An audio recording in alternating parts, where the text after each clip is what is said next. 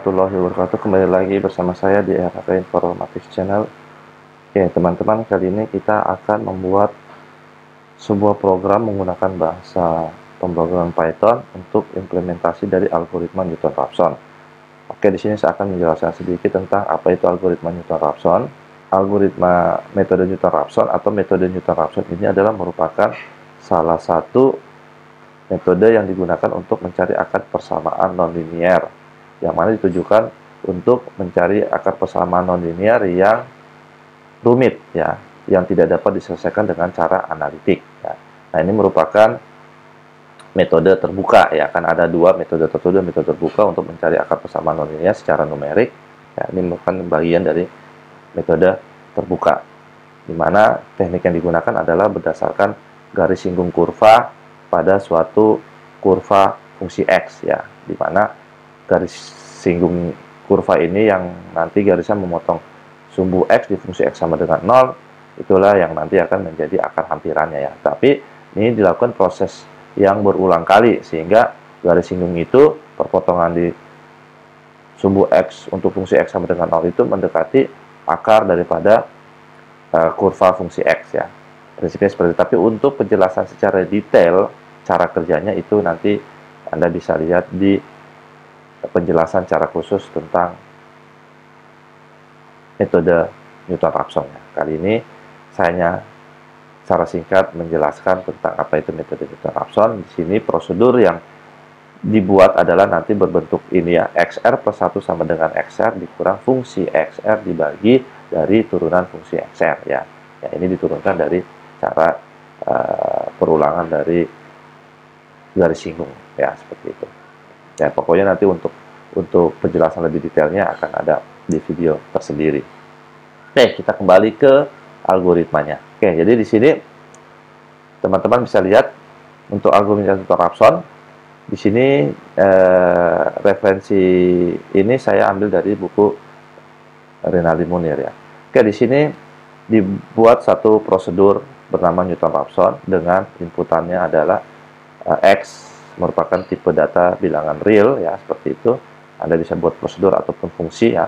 Nah, di dalam prosedur atau fungsi ini nanti terdapat beberapa definisi untuk variabel yang konstan, ya, yaitu epsilon, suatu nilai yang kecil yang digunakan untuk batas berhentinya suatu perulangan, ya, terhadap metode yang kita hitung, ya, terutama yaitu metode Newton-Raphson. Kemudian ada variabel X sebelumnya, ya. X sebelumnya ini sebenarnya kalau dirumus adalah XR. Nanti ada XR plus 1, ya. Kemudian kita buat dua buah fungsi, yaitu fungsi X dan turunan fungsi, ya. Yang tipe datanya semua adalah real.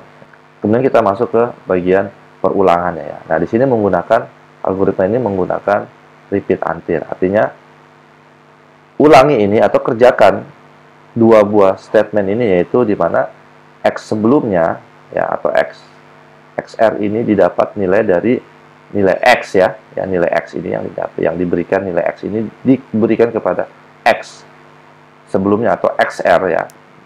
Kemudian kita masukkan, ya, nilai X ini juga ke dalam rumus XR plus 1 sama dengan XR dikurang fungsi XR dibagi turunan dari fungsi XR. Tapi di dalam algoritma ini XR plus 1 dengan XR di sini tidak ditandai, tetap XR plus 1 dengan XR tetap dibuat variabelnya satu saja X, ya. Nah, kalau kita tahu bahwa nilai X ini diberikan kepada nilai X sebelumnya, kemudian nilai X ini juga dipakai di dalam rumus untuk prosedur lelaran metode Newton-Raphson, sehingga otomatis di sebelah kiri ini nanti akan didapat dari nilai X yang di sebelah kanan ini dari hasil proses perhitungan X kurang fungsi X dibagi turunan fungsi X, ya. Otomatis nanti X ini menjadi X baru, ya. Nah, X baru kan kita tahu bahwa adalah XR plus 1. X yang lama di sini adalah XR, ya, yang itu merupakan juga X sebelumnya, gitu, ya. Nah, ini setelah kita dapat nilai X ini, kemudian kita uji nilai X yang XR plus 1 ini dikurangkan dengan X yang sebelumnya ini. Jika nilainya sudah kurang dari epsilon, maka dia berhenti. Perhitungan ini berhenti, maka nilai X itu ditampilkan sebagai akar hampiran. Tetapi jika selisihnya ini masih lebih besar daripada 0, dia kembali lagi ke proses ini. Dia lakukan lagi, dia uji lagi sampai kurang dari epsilon, gitu ya. Jadi ada proses berulang ya. Tergantung nanti jumlah lelaran itu tergantung daripada inputan nilai X tebakan yang kita berikan ke metode ini. Seperti itu proses kerjanya. Oke, kita langsung implementasikan dengan bahasa pemrograman Python. Di sini saya sudah buka editor Visual Code. Kita buat saja satu buah file bernama newtonraphson.py, saya singkat saja rrpy ya. Kemudian di sini saya tidak langsung buat fungsi metode Newton-Raphson, tapi saya buat isinya aja dulu, nanti kita uji udah oke baru kita pindahkan ke dalam fungsi ya. Oke, di sini saya definisikan dulu epsilon. Kemudian kita buat fungsi X pakai def ya. Nah, ini.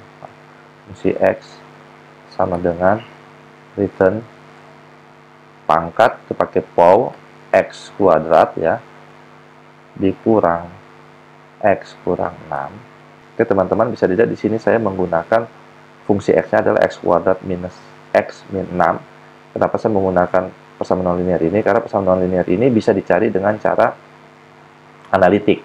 Artinya bisa dicari dengan rumus baku ya. Bisa dengan cara faktorisasi, ya cukup mudah pakai faktorisasi. Nanti kita akan peroleh nilai akarnya ada 2, yaitu X sama dengan 3 dan X sama dengan 2. Nah, sehingga kalau ini bisa dikerjakan secara analitik, tujuannya adalah jika kita terapkan di metode Newton-Raphson, maka kita bisa lihat hasil dari metode Newton-Raphson dibandingkan dengan cara analitik ya. Mendekati tidak nilainya atau sama atau tidak gitu. Nah, artinya ini hanya untuk menguji saja bahwa program yang kita buat ini sudah benar gitu ya. Nah, kalau jika memang sudah oke mendekati nilai yang cara analitik ini atau bahkan mungkin bisa saja sama, maka algoritma ini sudah kita bisa gunakan untuk fungsi-fungsi yang lebih kompleks ya. Karena tujuan daripada metode Newton-Raphson ini kan untuk menyelesaikan persamaan nonlinear atau untuk mencari akar persamaan nonlinear yang bentuknya tidak simple ya, bentuknya cukup kompleks ya, yang tidak bisa diselesaikan dengan cara analitik. Prinsipnya seperti itu. Oke. Sekarang kita buat turunan fungsinya. Di sini saya kasih nama df ya, x. Kemudian turunan fungsi daripada x kuadrat min x min 6 itu adalah 2x ya, 2 kali x dikurang 1. Oke. Nah, kemudian saya buat x sebelumnya, saya kasih inisial 0 aja nilainya. Kemudian sini saya akan buat nilai untuk inputan x ya, saya taruh 0 dulu sini. Sementara kemudian kita buat prosedur perulangannya. Di Python tidak ada repeat until, maka saya menggunakan kondisi perulangan menggunakan while ya. Sini kita xs dikurang x, nilainya harus absolut ya, saya buat absolut supaya selalu positif ya. Kalau negatif nanti otomatis dia pasti lebih kecil daripada epsilon, langsung lebih kecil ya kalau tiba-tiba dapat negatif. Makanya kita buat harus selalu positif. Nah, kalau di algoritmanya tadi kan kurang dari epsilon ya, ini kita balik, bukan kurang dari epsilon tapi lebih besar dari epsilon. Karena kondisinya mendahului, kalau tadi kondisinya belakangan ya. Oke, di sini kita buat jadi xs itu nanti nilainya didapat dari inputan nilai x. Kemudian kita jalankan xr plus 1 sama dengan x ya, dikurang fungsi x ya, nah, dibagi turunannya gitu ya. Oke. Nah, di sini x sama xr-nya kan tadi saya sudah jelaskan ya, saya tidak kasih inisial xr plus 1 sama xr, itu kan hanya menandakan sebelum dan sesudah ya. Dan kita tahu bahwa di sini nilai yang sebelum adalah yang di sebelah kanan, nilai yang sesudahnya adalah yang di sebelah kiri gitu ya. Oke. Nah, kemudian nanti kalau proses ini dilakukan berulang, langsung kita cetak hasilnya di sini ya. Jadi akar hampiran sama dengan kita panggil variabelnya. Oke. Nah, seperti ini ya. Kita save. Oke, kemudian di sini kita jalankan ya. Kita jalankan, Anda bisa lihat di sini saya kasih nilai x sama dengan 4 ya. Tebakan awalnya kita jalankan. Kita run. Nah, kita dapat hasilnya adalah 3 0,00 sekian ya. Nah, ini kalau saya buat 2 digit ya. Saya close dulu. Saya bikin yang 2 digit ini kan epsilonnya adalah 4 digit di belakang koma. Saya buat saja 4 digit di belakang koma. Min 4 titik 4 plot ini ya. Kita lihat taran. Nah, lihat 3,00 ya. Sama ya, tadi saya bilang akarnya kan adalah 3 dan min 2. Nah, memang metode pencarian akar persamaan linear, baik terbuka maupun tertutup, dia hanya akan mendapatkan satu buah akar dalam satu waktu, walaupun kurva itu akan mempunyai 2 buah akar, 3 buah akar, kayak dia akan hanya mendapatkan satu buah dan satu. Nah, bisa saja mendapatkan akar yang lainnya dengan mungkin kita merubah tebakan awal daripada nilai X ini ya. Nah, kita coba kasih ke yang negatif. Yang kita tahu adalah min 2 dan 3 ya. Lihat. Kita bisa lihat di sini. Nah, dapat min 2 kan? Nah, seperti itu. Nah, jadi metode ini sudah berjalan, bekerja dengan baik. Nah, sekarang kita masukkan menjadi suatu fungsi. Jadi kita mau gunakan, kita tinggal panggil fungsinya nanti ya. Biar satu. Def, kita buat Newton-Raphson, nrap aja gitu ya. Nah, kita kasih inputannya nanti nilainya di sini ya, kita rubah-rubah, bisa merubah-rubah nilai inputannya. Nah, ini kita blok, kita indentation, nah, ini sudah masuk ke dalam fungsi. Nah, di sini ini bisa kita rubah nih. Ini bisa kita kasih X-nya di sini. Ya, error ya. Karena nilainya nanti dari fungsinya saja. Oke, seperti itu. Nah, ini kalau kita run ini kan tidak akan ada angka yang keluar ya, kosong ya, pasti kosong. Nah, kosong kan. Oke. Nah, ini jadi kalau mau dijalankan kita panggil fungsinya, kita panggil nrap ini ya. Oke, kita inputkan tebakan awalnya misalnya 10, kita run. Nah, dapat. Kok 10? Tidak mungkin 10 ya. Nrap. Maaf. Ini tidak bisa seperti itu. Ini tetap 0. Ya. Karena XS ada di dalam sini ya. Saya yang keliru. Ini tetap X sama dengan 0 ya. Ini inisialnya kita ganti 0. Gitu. Oke. Nah, ini baru jalan ya. Jadi kalau saya panggil nrap 10, ini baru bekerja dengan baik.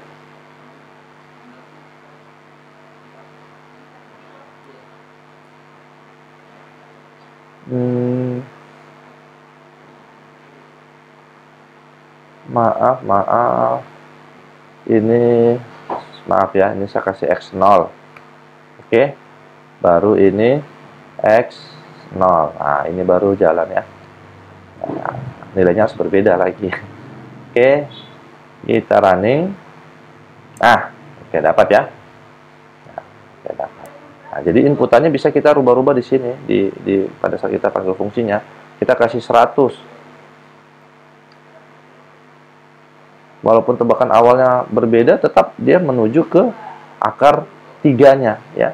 Jadi konvergen ya, tetap konvergen. Nah, jika kita ingin melihat kalau gini kan kita lihat nilai hasil akhirnya.